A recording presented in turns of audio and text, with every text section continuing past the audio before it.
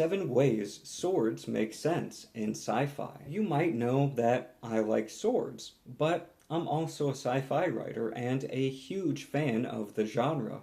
So it kind of goes without saying that I absolutely love when swords and sci-fi can be crammed together, but only in ways that make sense. I'm gonna go over 7 of my favorite justifications for when they do make sense. Starting off with probably the most relevant to today, energy shields that can stop fast projectiles like bullets, but a blade can just slide right through. This is a good one. Dune and Mass Effect are probably some of the most well-known franchises that make use of this, and it makes a lot of sense to have a shield that can protect you from the most common threats of the day, while still enabling you to interact with the world. In the words of the Mass Effect Codex, it allows you to sit in a chair without the shield reacting and knocking that chair halfway across the room.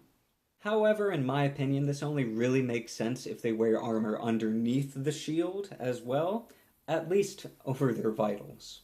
At number 2 would be super soldiers. If you have an incredibly tough soldier fighting inferior enemies, then their killing capacity with guns is limited by their magazine size and how many reloads they bring.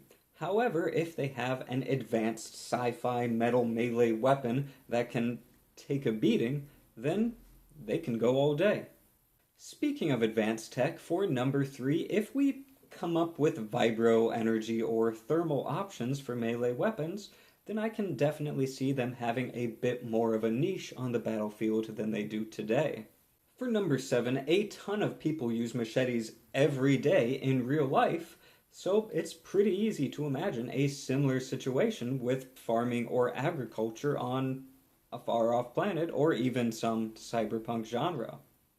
Number 5, a distant colony or battlefield that cannot get resupplied easily. They'd likely make use of natural resources in order to make spears, bows, and blades. Number 6, a short sword or long knife makes a lot of sense while grappling, and I can see grappling being a key component in a zero-G martial art. And lastly, possibly my favorite, weapons and armor have been in a constant race.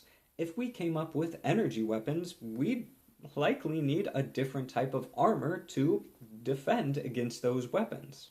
And just like a lot of Kevlar today can be defeated by knives, it might make even more sense to have a blade for close quarters against somebody who has laser armor. Though this assumes that energy weapons have made gunpowder weapons nearly irrelevant due to some advantages like higher ammo capacity, higher damage, better range, etc. So, which was your favorite justification, and can you think of any others?